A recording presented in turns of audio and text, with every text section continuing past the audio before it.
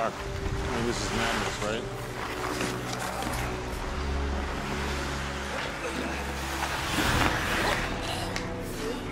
This cannot be a team of common men, because common men go nowhere.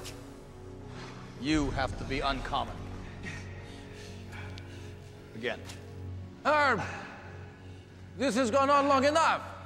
Everybody on that line. Somebody's going to get hurt.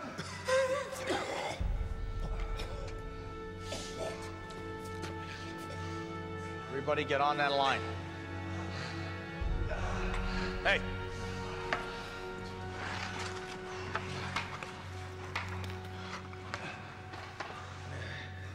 Again.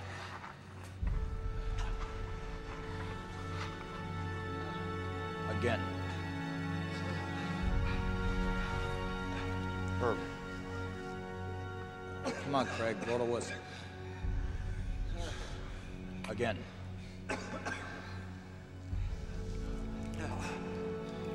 Michael Ruzioni!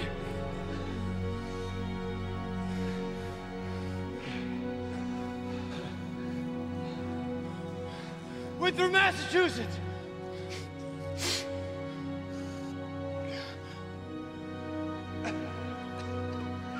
Who do you play for?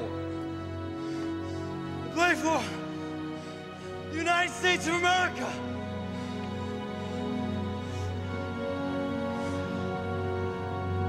That's all, gentlemen.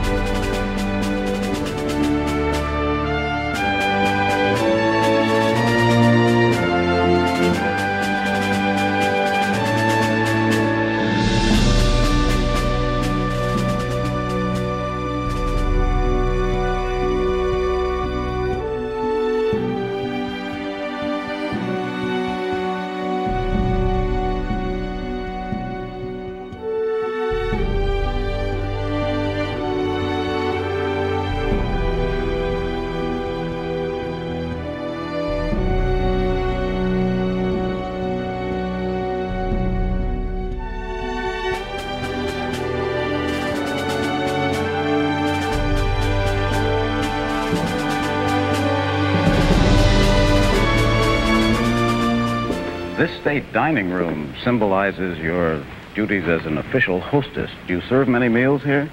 Yes, this is where all the state dinners and lunches are given. can seat 102 people, though the table now is not set up for that many. Are there many state dinners? Yes, there are. There were almost 2 a month last year.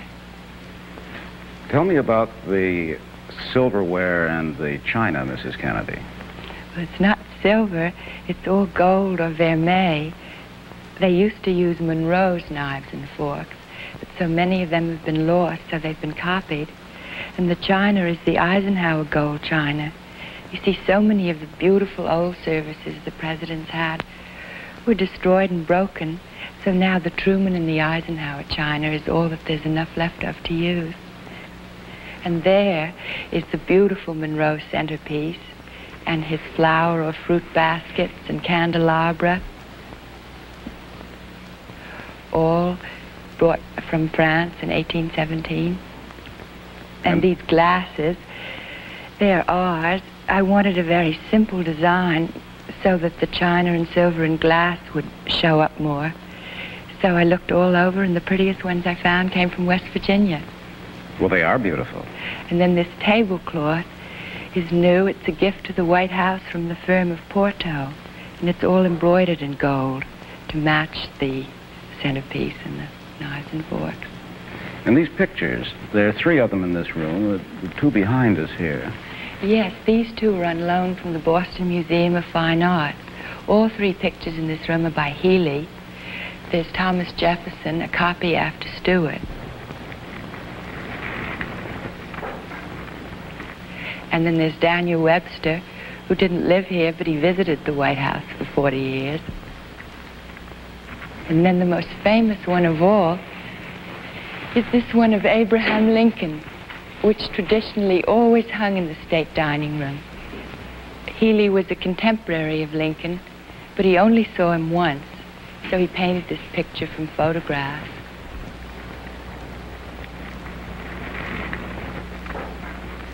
And you can see 2 damaged spots on it, really quite bad ones. So we hope soon to have all the pictures in the White House that need repair repaired. This is a perfectly beautiful room. Have you changed it a great deal? No, we painted it white. This room's interesting because it has the most architectural unity of any room in the White House. It's really all 1902, when Theodore Roosevelt did the great restoration with Stamford White and his firm, McKim Mead & White. The architecture, the consoles with the eagles, the furniture, the chandelier and the appliques. And it's interesting, people always think of Theodore Roosevelt with his stuffed animals and things. Few people realize that he was second only to Thomas Jefferson in his care and knowledge about the White House. In fact, he designed the one thing which is missing here, which will soon be given to us, a superb mantle. McKim Mead & White had designed one with lion's heads, and Theodore Roosevelt said, no, the lion's not an American animal.